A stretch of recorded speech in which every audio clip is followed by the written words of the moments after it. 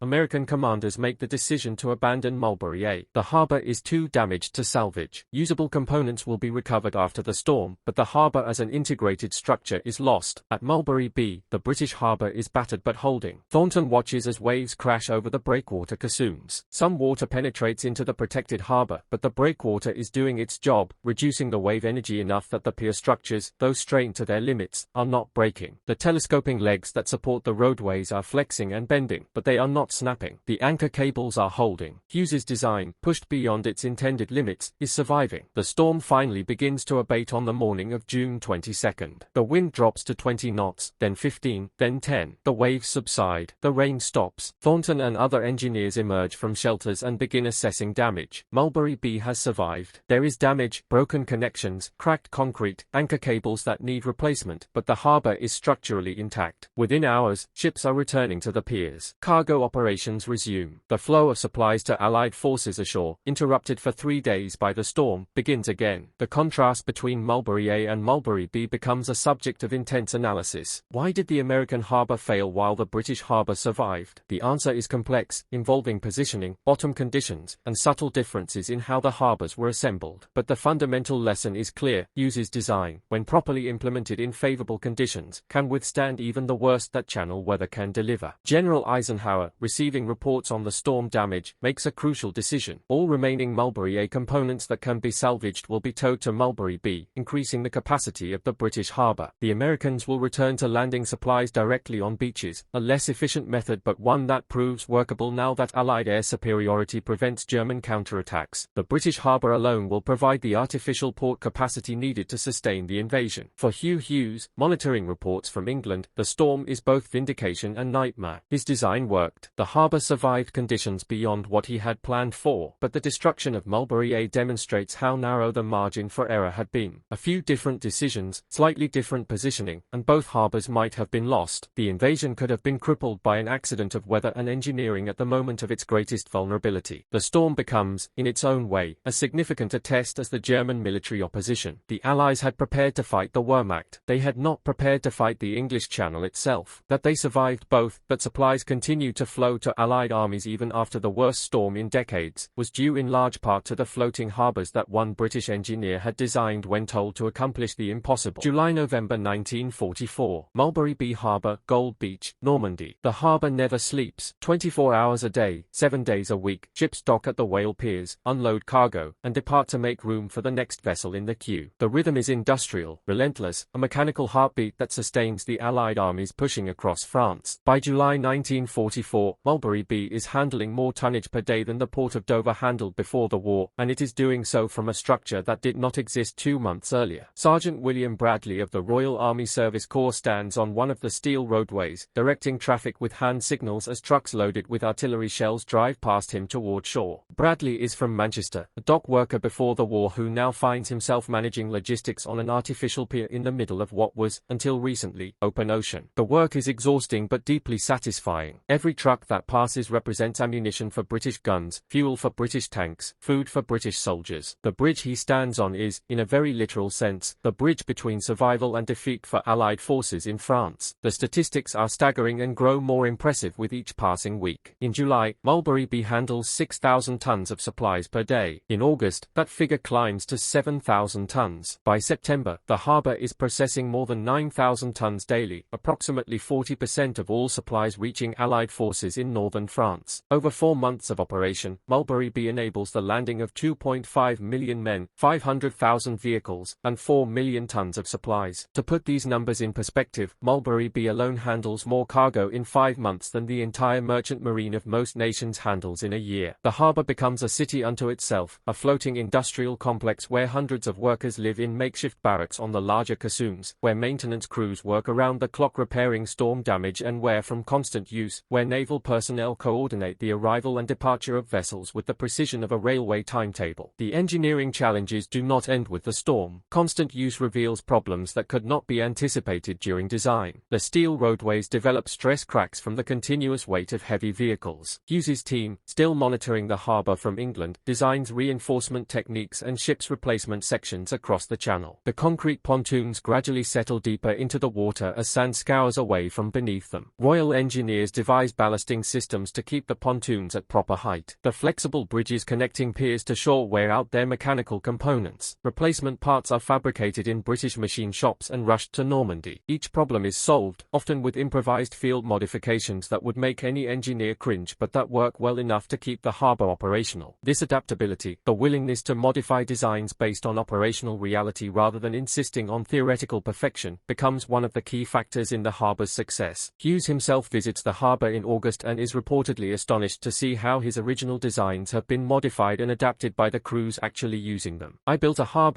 he later tells a colleague, "and they turned it into a working port." The impact on the invasion itself is impossible to overstate. Without Mulberry Bee, Allied forces would have been dependent entirely on captured ports and beach landings for supplies. The port of Cherbourg is captured on June 27, but German demolitions are so thorough that the port does not become fully operational until September, 3 months after its capture. Without Mulberry Bee providing continuous supply during those 3 months, Allied advances inland would have stalled. Patton's Third Army, racing across France in August, is fueled and supplied partly through the artificial harbour. The liberation of Paris, the crossing of the Seine, the advance toward Germany itself, all depend on logistics that flow through Hughes's impossible creation. German commanders, observing Allied supply operations from a distance, are baffled by how the Allies are sustaining their forces without major ports. German intelligence reports describe floating structures of unknown type off the Normandy coast but fail to grasp that they are witnessing a complete artificial harbour. The concept is so far outside German military thinking, so unprecedented in military history, that German planners cannot quite process what they are seeing. Some reports speculate that the structures are temporary breakwaters. Others suggest they are anti-submarine barriers. The idea that the Allies have brought an entire port with them never fully penetrates German strategic thinking until well after the fact. By November 1944, Allied forces have captured the port of Antwerp, which provides harbour capacity far exceeding what Mulberry Bee can offer. The artificial harbour, having served its purpose, begins to wind down operations. Ships are redirected to Antwerp and other captured ports. Cargo volumes through Mulberry Bee decline. Maintenance becomes less urgent as the structure approaches the end of its useful life. On November 19, 1944, the last cargo ship docks at Mulberry Bee and unloads its final load, medical supplies for British field hospitals near the German border. The ship departs. The steel roadways, which have carried 500,000 vehicles across them, fall silent. Naval construction crews begin the process of salvaging components that can be reused elsewhere. The Phoenix caissoons, too massive to move economically, are left in place where they will gradually be buried by sand and forgotten by everyone except military historians and the occasional curious visitor to Gold Beach. Hugh Iorys Hughes receives no public recognition for his achievement. He is not knighted. He does not receive medals. His name appears in no newspaper headlines. He returns to civilian engineering work after the war, designing bridges and water systems with the same methodical competence he brought to the Mulberry project. When he dies in 1970, his obituary in the Times of London is 4 sentences long and makes no mention of the artificial harbours. But among military engineers, Hughes's achievement is legendary. The Mulberry Harbors represent the solution to what had been considered an unsolvable problem: how to conduct a major amphibious invasion without capturing ports. They demonstrate that engineering creativity, given adequate resources and political will, can overcome obstacles that military doctrine considers insurmountable. They prove that prefabrication and modular design can be applied to structures of unprecedented scale and complexity. Most importantly, they work in the most critical moments of the most important invasion in military history, when the fate of Western civilization hangs in the balance and when failure means the war continues for years at the cost of millions more lives. Hughes's floating harbors deliver exactly what Churchill demanded: a way to bring a port to France when French ports cannot be captured. The steel rusts, the concrete weathers, the structures that once handled more cargo than major peacetime ports gradually disappear beneath sand and tide. But the legacy remains, embedded in every modern amphibious operation, every modular military deployment, every situation where engineers are told to accomplish the impossible and somehow find a way. 1945 present. From Normandy to modern warfare. In the spring of 1945, as Allied forces close in on Berlin and the end of the European war approaches, military analysts begin the process of assessing what worked and what failed during the Normandy invasion. Thousands of after-action reports are compiled, classified, and filed away in military archives. Among these reports is a detailed analysis of the Mulberry Harbors prepared by the British War Office. The report's conclusions are unambiguous. The artificial harbors were essential to the invasion's success. Without Mulberry Bee, the analysis states, Allied supply lines would have been critically strained during July and August 1944, potentially allowing German forces to contain the invasion beachhead or even drive Allied forces back into the sea. The report calculates that Mulberry Bee provided approximately 40% of Allied logistical capacity during the critical first first 3 months of the campaign, a period when captured ports were either unavailable or not yet operational. But the report also acknowledges the near-run nature of the success. The destruction of Mulberry demonstrated how vulnerable the harbors were to weather. The constant maintenance requirements showed that the structures were operating at the edge of their engineering tolerances. The report concludes that while the Mulberry concept proved successful, future applications would require significant design improvements to increase durability and reduce vulnerability to storms. These lessons are studied by military engineers in the decades following World War II. The concept of prefabricated, mobile harbor infrastructure becomes part of amphibious warfare doctrine. During the Korean War, American engineers used modified versions of Mulberry pier systems to create temporary port facilities. The technology is refined, improved, made more durable and easier to deploy. By the time of the Vietnam War, the U.S. military has developed sophisticated floating pier systems that owe their conceptual lineage directly to Hughes's original designs. But beyond the purely military applications, the Mulberry Harbors represent something larger, proof that engineering audacity, backed by adequate resources and political will, can solve problems previously considered impossible. This lesson resonates through subsequent decades of megaproject engineering. The Manhattan Project, which developed atomic weapons through unprecedented industrial coordination. The Apollo program, which put humans on the moon through systematic engineering of systems that had never existed before. The construction of offshore oil platforms in hostile ocean environments. All of these projects echo the fundamental approach that Hughes pioneered: break an impossible problem into solvable components, engineer each component to specification, then integrate them into a functioning whole. In Normandy itself, remnants of the Mulberry Harbors remain visible to this day. At low tide, visitors to Gold Beach can see the Phoenix caissons still sitting where they were positioned in June 1944. The concrete is weathered, covered with algae and barnacles, slowly eroding under the constant assault of waves and salt water. But the caissons remain, silent monuments to an engineering achievement that most visitors do not recognize or understand. Local French residents in the coastal villages near the former harbor site have incorporated the caissons into their understanding of the landscape. Fishermen use them as navigation markers. Divers explore them as artificial reefs where fish congregate. Children play on the exposed portions during low tide, climbing on concrete structures that their great-grandparents watched being assembled during the liberation of France. Occasionally, historians and military engineers visit the sites to study the remains. They take measurements, analyze the concrete composition, assess how the structures have weathered over decades. These studies contribute to understanding of long-term durability of marine concrete structures, knowledge that informs modern offshore construction from oil platforms to wind farms. The Mulberry caissons, in their decay, continue to teach lessons about engineering in hostile marine environments. In British military museums, a few artifacts from the Mulberry project are preserved. Scale models showing the harbour layout, photographs of construction in British shipyards, technical drawings with Hughes's annotations. These exhibits are typically small, tucked into corners of larger displays about D-Day and the Normandy invasion. Most visitors walk past them without pausing, drawn instead to displays of weapons, uniforms, and personal stories of combat soldiers. But for those who do pause, who study the photographs and read the technical specifications, the Mulberry Harbors reveal a fundamental truth about modern warfare. Battles are won not just by soldiers fighting on beaches, but by engineers solving impossible problems in design offices and shipyards thousands of miles from the front lines. The soldiers who landed on D-Day were extraordinarily brave. The pilots who achieved air superiority over France displayed remarkable skill. But without the engineers who made it possible to supply those soldiers and pilots, bravery and skill would not have been enough. Hugh Iorys Hughes died in 1970, largely unknown outside specialized engineering circles. There is no statue of him, no school bears his name, no stamp was issued in his honor. The obituaries that marked his passing were brief and focused primarily on his post-war civil engineering work, bridges and water systems that served communities across Britain but that lacked the drama and significance of his wartime achievement. Yet Hughes's legacy is written into the fabric of military history and engineering practice. Every modern amphibious operation that uses prefabricated port facilities owes something to his pioneering work. Every large-scale construction project that uses modular components fabricated off-site and assembled in place follows a methodology that Hughes helped establish. The artificial harbors of Normandy were not just a solution to a specific wartime problem, they were a demonstration of possibility, proof that engineering creativity could overcome constraints that military doctrine considered absolute. In 1994, on the 50th anniversary of D-Day, a small plaque was installed near Gold Beach commemorating the Mulberry Harbors and the engineers who designed and built them. The plaque is modest, easily missed by tourists focused on the more dramatic aspects of D-Day history. It lists no names, only a brief description of what the harbors accomplished and a notation that they were a triumph of British engineering ingenuity. anonymity. Hughes would likely have approved of the anonymity. He was not a man who sought recognition. He was an engineer who solved problems because they needed solving, who translated impossible demands into functional reality, who did his job with quiet competence and then moved on to the next challenge. The floating harbors were, in his own view, simply engineering problems that required engineering solutions. That they changed the course of history, that they enabled the liberation of Western Europe, that they saved thousands of lives by accelerating the Allied advance across France. These were consequences, not objectives. The objective was simpler: build harbors that work. He did, they did, and because they worked, millions of Allied soldiers received the supplies they needed to win a war that had to be won. The concrete caissons will eventually crumble completely, worn away by decades or centuries of tides and storms. The steel components have long since been salvaged or corroded beyond recognition. The photographs will fade. The technical drawings will be archived in climate-controlled storage facilities where scholars occasionally request them for research. The memories of those who built and used the harbors are already gone, taken by time and the passing of the generation that fought World War II. But the idea, the concept that impossible engineering challenges can be solved through systematic analysis, creative design, and determined execution, that idea endures. It endures in every megaproject that tackles problems never solved before. It endures in the DNA of modern military logistics. It endures in the approach that engineers take when confronted with demands that seem to violate the laws of physics or economics or common sense. When Churchill demanded floating harbors, he was demanding the impossible. When Hughes delivered them, he was proving that impossible is often just another word for not yet solved. In the space between demand and delivery, between impossibility and reality, lies the territory where engineering genius operates. Hughes operated in that territory for 2 years, designing structures that had never existed, solving problems that had never been encountered, creating a port where no port should be able to exist. And because he succeeded, 2.5 million Allied soldiers landed in France. Because he succeeded, 500,000 vehicles rolled off steel piers onto French soil. Because he succeeded, 4 million tons of supplies sustained the armies that liberated Europe from Nazi occupation. Because he succeeded, the war ended sooner, with fewer casualties, with victory secured by logistics as much as by battlefield courage. The harbors are gone. The engineer is forgotten, but the achievement remains, written not in monuments or memorials, but in the historical fact that when it mattered most, when the fate of civilization hung in the balance, one British engineer found a way to do what everyone said could not be done. He brought a port to France, and through that port flowed victory.